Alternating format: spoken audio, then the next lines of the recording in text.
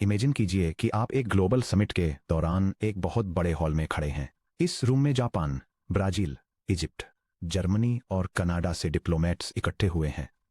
हर single person के पास एक working microphone है और सभी माइक्रोफोन एक state of the art sound system से प्लग इन है। एक प्योरली स्ट्रक्चरल पर्सपेक्टिव से देखें तो फिजिकल टोपोलॉजी एकदम फ्लॉलेस है।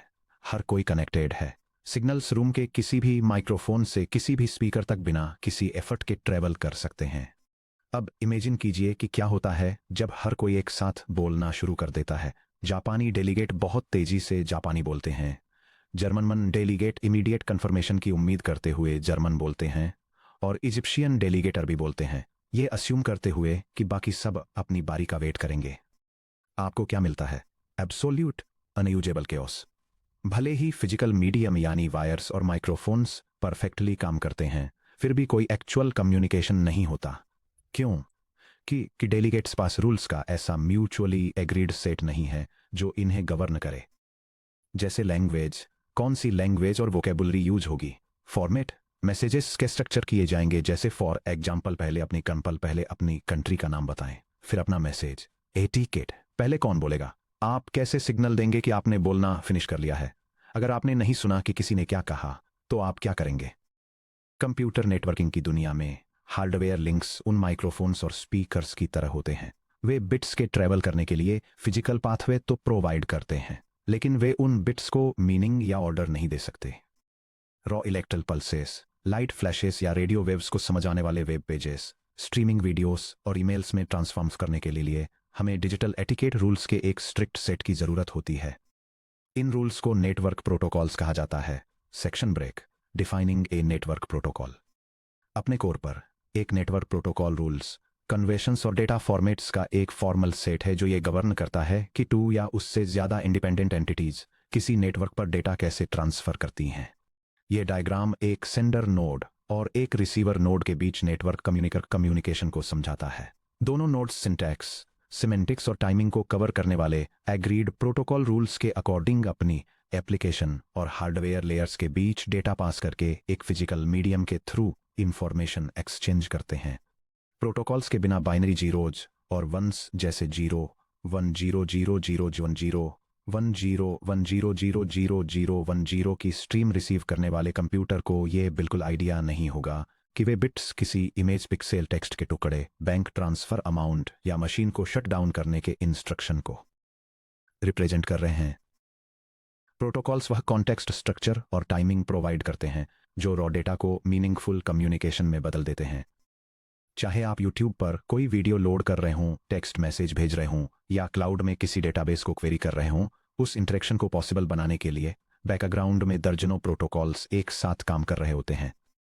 प्रोटोकॉल के 3 एलिमेंट्स। हर नेटवर्क प्रोटोकॉल, चाहे वह कितना भी सिंपल या कॉम्प्लेक्स क्यों न हो, 3 कोर एलिमेंट्स पर बना होता है: सिंटैक्स, सिमेंटिक्स और टाइमिंग। अगर इन तीनों कंपोनेंट्स में से एक भी मिसिंग है या किसी भी पार्टी द्वारा गलत समझा जाता है तो कम्युनिकेशन पूरी तरह से ब्रेक डाउन हो जाता है। यह डायग्राम नेटवर्क प्रोटोकॉल के 3 कोर कंपोनेंट्स को इलस्ट्रेट करता है। सिंटैक्स जो यह डिफाइन करता है कि डेटा कैसे फॉर्मेट होता है, सिमेंटिक्स जो डेटा के मीनिंग और उसके कॉरेस्पोंडिंग एक्शंस को डिस्क्राइब करता है, और टाइमिंग जो ये मैनेज करता है कि डेटा कब और कितना फास्ट फ्लो होता है। चलिए हर एलिमेंट को डिटेल में समझते हैं। सिंटैक्स, स्ट्रक्चर और लेआउट। सिंटैक्स ट्रांसमिट होने वाले डेटा के स्ट्रक्चर, फॉर्मेट और लेआउट को डिफाइन करता है। यह स्पेसिफाई करता है कि बिट्स के सीक्वेंस को फील्ड्स में कैसे ग्रुप किया जाता है, हर फील्ड कितना बड़ा है और ट्रांसमिशन में वे फील्ड्स किस ऑर्डर में दिखाई देते हैं। सिंटैक्स को डिजिटल लैंग्वेज की ग्रामर और पंक्चुएशन की तरह समझें। फॉर एग्जाम्पल, मान लीजिए हम नेटवर्क पर स्टूडेंट के एग्जाम स्कोर्स ट्रांसमिट करने के लिए एक सिंपल कस्टम प्रोटोकॉल डिजाइन करते हैं। हम फॉलोइंग सिंटैक्टिक रूल एस्टैब्लिश कर सकते हैं। यह डायग्राम स्टूडेंट रिकॉर्ड स्टोर करने के लिए एक 4 बाइट बाइनरी डेटा स्ट्रक्चर को इलस्ट्रेट करता है, जो मेमोरी को एक 8 बिट स्टूडेंट आइडेंटिफिकेशन सेक्शन, एक 8 बिट सब्जेक्ट कोड सेक्शन और एक 16 बिट न्यूमेरिकल स्कोर सेक्शन में डिवाइड करता है। बिट्स 0 to 7 फर्स्ट बाइट में स्टूडेंट का यूनिक आईडी नंबर होना चाहिए। बिट्स 8 to 15 सेकंड बाइट में सब्जेक्ट कोड होना चाहिए। फॉर एग्जाम्पल, कंप्यूटर नेटवर्क्स के लिए 0 1, ऑपरेटिंग सिस्टम्स के लिए 0 2। बिट्स 16 to 31 थर्ड और फोर्थ बाइट्स में स्कोर होना चाहिए। जो 16 बिट इंटीजर के रूप में स्टोर्ड हो। अगर सेंडिंग मशीन मैसेज को स्ट्रिक्टली इस लेआउट के अकॉर्डिंग फॉर्मेट करती है तो रिसीविंग मशीन इनकमिंग 32 बिट्स की स्ट्रीम को स्लाइस करके हर फील्ड के लिए एग्जैक्ट वैल्यूज एक्सट्रैक्ट कर सकती है। हालांकि अगर रिसीवर एक्सपेक्ट करता है कि स्कोर लास्ट के 2 बाइट्स की बजाय फर्स्ट 2 बाइट्स में दिखाई दे तो ये डेटा को इनकरेक्टली इंटरप्रेट करेगा, भले ही हार्डवेयर ने हर एक सिंगल बिट को फ्लॉलेसली ट्रांसमिट किया हो। इसीलिए सिंटैक्स को एब्सोल्यूटली फॉलो करना नॉन नेगोशिएबल है। Real world syntax examples. IPv4 address header. यह डिक्टेट करता है कि IP पैकेट के फर्स्ट 4 बिट्स को वर्जन नंबर स्पेसिफाई करना जरूरी है। जैसे IPv4 के लिए 0100, इसके बाद 4 बिट्स हेडर लेंथ स्पेसिफाई करते हैं, इसके बाद 8 bits type of service specify करते हैं, और इसी तरह आगे भी। HTTP request. यह डिक्टेट करता है कि एक वेब रिक्वेस्ट को मेथड कीवर्ड जैसे गेट या पोस्ट से स्टार्ट होना चाहिए, इसके बाद एक स्पेस, फिर टारगेट URL पाथ, और उसके बाद http:/1.1/r/n होना चाहिए। Section break. सिमेंटिक्स, मीनिंग और इंटरप्रिटेशन। जहां सिंटैक्स यह डिक्टेट करता है कि डेटा कैसे फॉर्मेट होता है, वहीं सिमेंटिक्स यह डिफाइन करता है कि उन फॉर्मेटेड बिट्स का एक्चुअली क्या मतलब है और उन्हें रीड करने पर रिसीविंग डिवाइस को क्या एक्शंस लेने चाहिए। अगर सिंटैक्स ग्रामर है तो सिमेंटिक्स डिक्शनरी और लॉजिक है। सिमेंटिक्स रिसीविंग सिस्टम को बताता है कि किसी फील्ड के अंदर स्पेसिफिक बिट पैटर्न्स को कैसे इंटरप्रेट करना है। क्या फील्ड X में 1 पर सेट बिट का मतलब रिक्वेस्ट ग्रांटेड है या इसका मतलब सिस्टम एरर है। जब किसी सर्वर को ऐसा पैकेट मिलता है जहां कंट्रोल फील्ड में 000000100 लिखा हो तो उसे क्या एक्शन परफॉर्म करना चाहिए। Real world semantic examples. HTTP status codes. जब आपका ब्राउज़र किसी वेबसाइट को रिक्वेस्ट भेजता है तो सर्वर एक 3 digit semantic status code return करता है। 200 ओके का मतलब है आपकी रिक्वेस्ट सक्सेसफुल हो गई, ये रहा वो वेब पेज डेटा जो आपने मांगा था। 404 नॉट फाउंड का मतलब है मुझे आपकी रिक्वेस्ट का सिंटैक्स समझ आ गया, लेकिन जो फाइल आप ढूंढ रहे हैं वो इस सर्वर पर एग्जिस्ट नहीं करती। 500 इंटरनल सर्वर एरर का मतलब है आपकी रिक्वेस्ट प्रोसेस करने की कोशिश करते समय मेरी तरफ कुछ क्रैश हो गया। TCP control flags. Transmission control protocol यानी TCP हेडर में एक सिंगल बिट, जिसे सिन फ्लैग के नाम से जाना जाता है, उसके पास क्लियर सेमांटिक्स होते हैं। अगर सिन 1 के इक्वल है तो इसका मतलब है मैं आपके साथ एक नया कनेक्शन इनिशिएट करना चाहता हूं। अगर एक 1 के इक्वल है तो इसका मतलब है मैं एक्नॉलेज करता हूं कि मुझे आपका पिछला डेटा पैकेट मिल गया है। Section break. Timing, speed matching और सीक्वेंसिंग। डेटा में परफेक्ट सिंटैक्स और क्लियर सेमांटिक्स हो सकते हैं, लेकिन अगर ये गलत टाइम पर या ऐसी स्पीड से आता है जिसे रिसीवर हैंडल नहीं कर सकता तो कम्युनिकेशन फेल हो जाएगा। टाइमिंग 2 वाइटल कैरेक्टरिस्टिक्स को कवर करती है। डेटा कब भेजा जाना चाहिए, रिसीवर को ओवरवेलम किए बिना डेटा कितनी फास्ट ट्रांसमिट किया जा सकता है। चलिए देखते हैं कि टाइमिंग इतनी क्रूशियल क्यों है। स्पीड मैचिंग यानी फ्लो कंट्रोल। इमेजिन कीजिए कि 10 गीगाबिट्स पर सेकंड यानी GBps की रेट से डेटा भेजने में सक्षम एक हाई पावर्ड एंटरप्राइज सर्वर एक फास्ट नेटवर्क के थ्रू एक छोटे से IoT स्मार्ट थर्मोस्टेट से कनेक्टेड है, जो सिर्फ 10 मेगाबिट्स पर सेकंड यानी MBPS की रेट से ही डेटा प्रोसेस कर सकता है। अगर सर्वर अपनी मैक्सिमम आउटपुट स्पीड से डेटा ब्लास्ट करता है तो थर्मोस्टेट का इंटरनल मेमोरी बफर मिलीसेकेंड्स के अंदर ओवरफ्लो हो जाएगा, जिससे thousands of data packets drop हो जाएंगे। प्रोटोकॉल्स के अंदर टाइमिंग मैकेनिज्म्स कंट्रोल को हैंडल करते हैं, जिससे स्लो रिसीवर यह कह पाता है होल्ड ऑन, आप बहुत फास्ट डेटा भेज रहे हैं, अपनी ट्रांसमिशन रेट को 10 MBPS तक स्लो कर दीजिए ताकि मैं इसे प्रोसेस कर सकूं। यह डायग्राम नेटवर्क फ्लो कंट्रोल के कॉन्सेप्ट को इलस्ट्रेट करता है, जिसमें एक अनमैनेज्ड हाई स्पीड डेटा स्ट्रीम जो एक लो कैपेसिटी डिवाइस को ओवरवेल्म कर देती है, उसकी तुलना एक मैनेज्ड स्ट्रीम से की गई है जहां रिसीवर सेंडर को सिग्नल भेजता है ताकि डेटा लॉस रोकने के लिए ट्रांसमिशन रेट को रिड्यूस किया जा सके। बी सीक्वेंसिंग और कोऑर्डिनेशन सिंक्रोनाइजेशन। अगर 2 कंप्यूटर्स एक शेयर्ड मीडियम जैसे वाईफाई पर एक साथ डेटा ट्रांसमिट करने की कोशिश करते हैं तो उनके सिग्नल टकरा जाते हैं और एक दूसरे को करप्ट कर देते हैं। प्रोटोकॉल टाइमिंग रूल्स तय करते हैं कि किस डिवाइस के पास दिए गए मिलीसेकंड में ट्रांसमिट करने का राइट है। पैकेट लॉस मानकर उसे रिट्रांसमिट करने से पहले सेंडर को एक्नॉलेजमेंट के लिए कितना वेट करना चाहिए। Section break. Summary matrix. The 3 pillars of protocols. एक नेटवर्क प्रोटोकॉल के 3 मेन एलिमेंट्स होते हैं, सिंटैक्स, सिमेंटिक्स और टाइमिंग। सिंटैक्स इस मेन क्वेश्चन डेटा कैसे फॉर्मेट होता है को एड्रेस करता है। Layout, field sizes, bit positions और कैरेक्टर एनकोडिंग पर फोकस करके। एग्जाम्पल, एक IP header 32 bit source IP address को बिट्स 96 से 127 में रखता है। सिमेंटिक्स इस क्वेश्चन डेटा का क्या मतलब है को एड्रेस करता है। कंट्रोल बिट्स के इंटरप्रिटेशन, कमांड डेफिनेशंस और एरर रिस्पॉन्स पर फोकस करके, जैसे कि कोड 404 का मतलब रिसोर्स नॉट फाउंड या टीसीपी सिन फ्लैग का मतलब इनिशिएट कनेक्शन होता है। फाइनली टाइमिंग इस क्वेश्चन ये कब और कितनी तेजी से ट्रैवल कर सकता है को एड्रेस करता है। Flow control, speed matching, sequence management और टाइम आउट रिट्राई विंडोज पर फोकस करके, जैसे जब कोई रिसीवर सिग्नल देता है कि उसका बफर 80% फुल है और ट्रांसमिशन स्पीड को 5 मेगाबिट्स पर सेकंड तक कम करने की रिक्वेस्ट करता है। Section break. ओपन स्टैंडर्ड्स और इंटरऑपरेबिलिटी।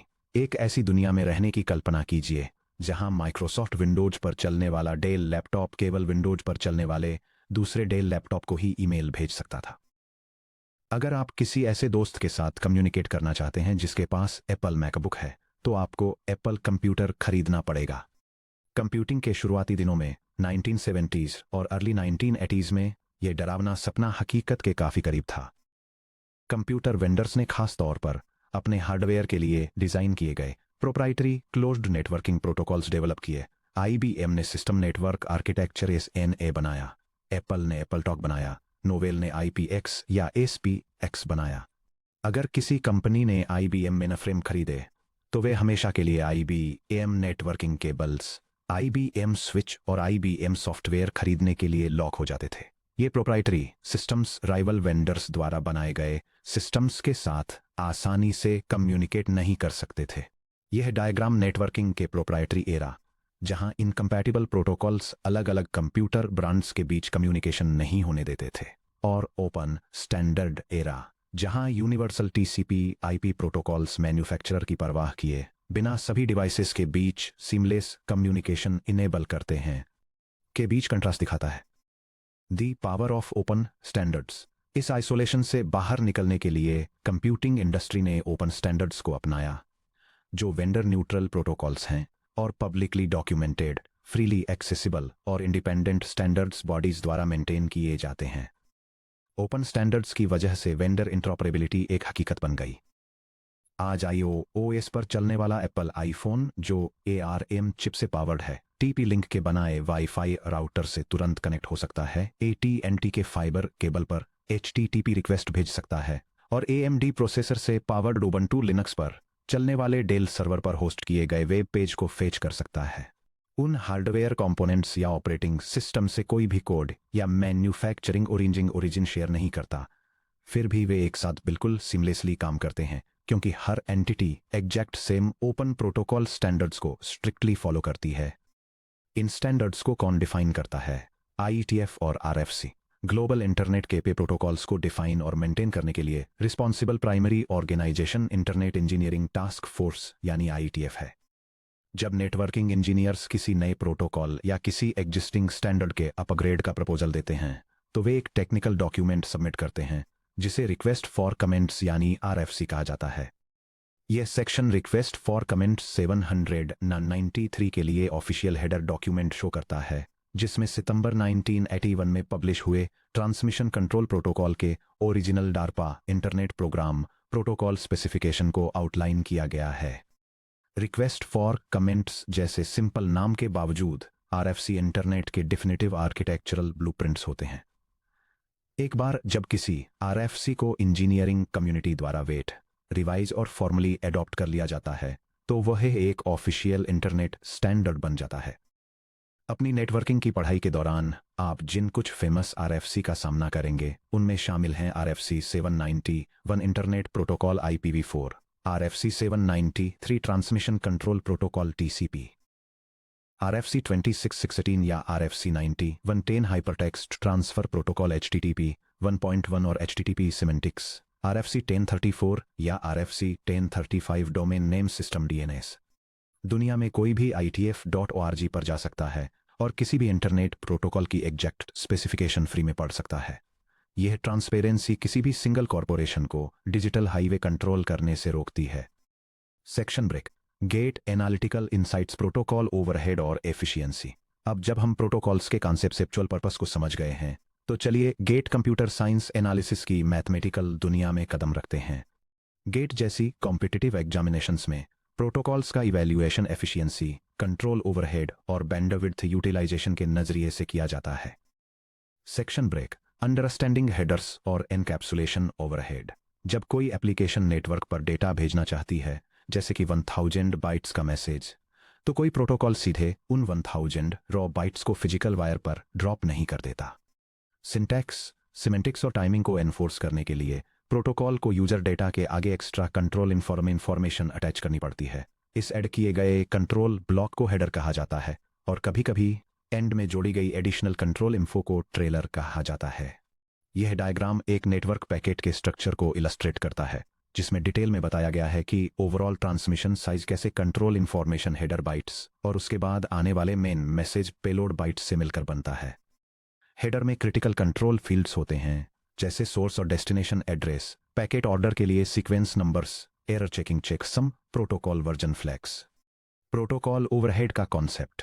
हालांकि रिलायबल कम्युनिकेशन के लिए हेडर्स बहुत जरूरी हैं, फिर भी वे बैंडविड्थ कंज्यूम करते हैं, जिसका इस्तेमाल एक्चुअल यूजर डेटा ट्रांसमिट करने के लिए किया जा सकता था। हेडर्स द्वारा कंज्यूम किए गए एक्स्ट्रा बाइट्स को प्रोटोकॉल ओवरहेड कहा जाता है। मान लीजिए d=2 बाइट्स या बिट्स में एक्चुअल यूजर डेटा पेलोड का साइज, h=2 पेलोड में ऐड किए गए सभी प्रोटोकॉल हेडर्स का टोटल साइज बाइट्स या बिट्स में l total=2 डीप्स h, जो ट्रांसमिट किए गए पैकेट के टोटल साइज के बराबर है। फॉर्मूला 1 बैंडविड्थ एफिशिएंसी ईटा।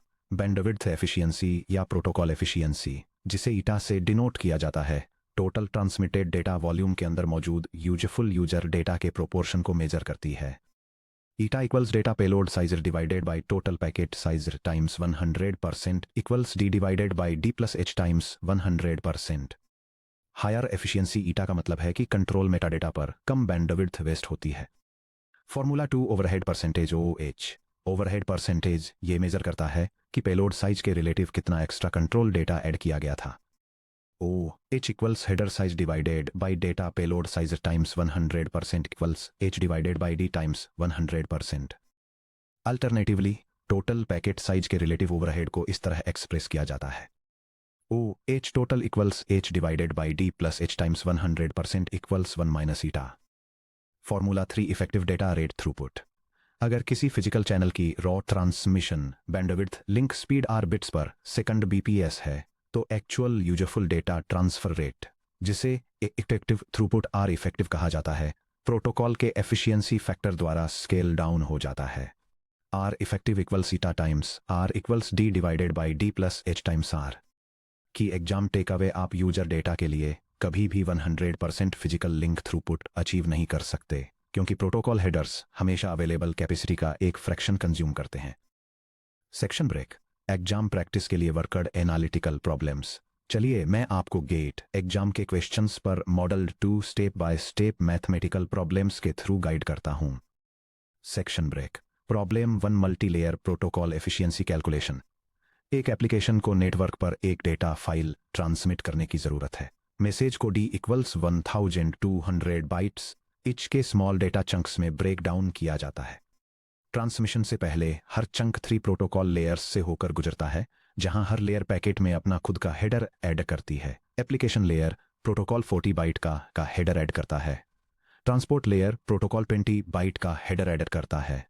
नेटवर्क लेयर प्रोटोकॉल 20 बाइट का हेडर ऐड करता है। डेटा लिंक लेयर एक 18 बाइट का हेडर और ट्रेलर कॉम्बिनेशन ऐड करती है। कैलकुलेट करें per packet total header head overhead h।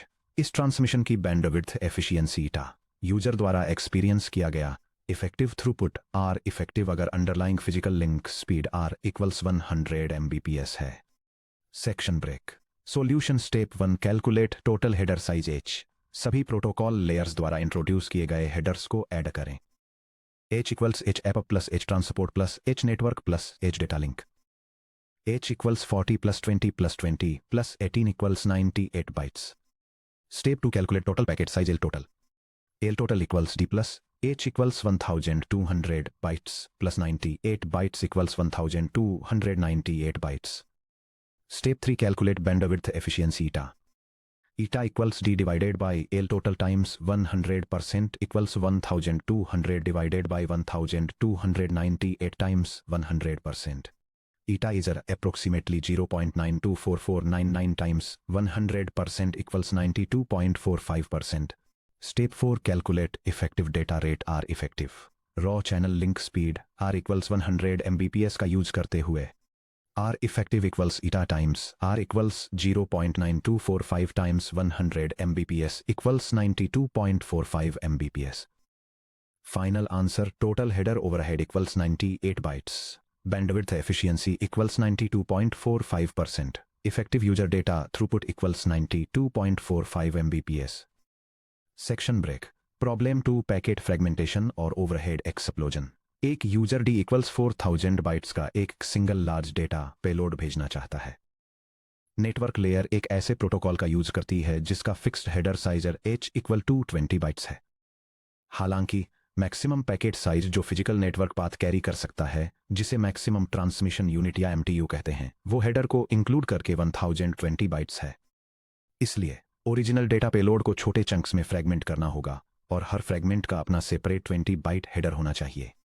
Calculate कीजिए पूरे 4000 बाइट पेलोड को ट्रांसमिट करने के लिए required minimum number of fragments. इस 4000 बाइट पेलोड को पाथ के अक्रॉस ट्रांसमिट करने की टोटल एफिशिएंसी ईटा।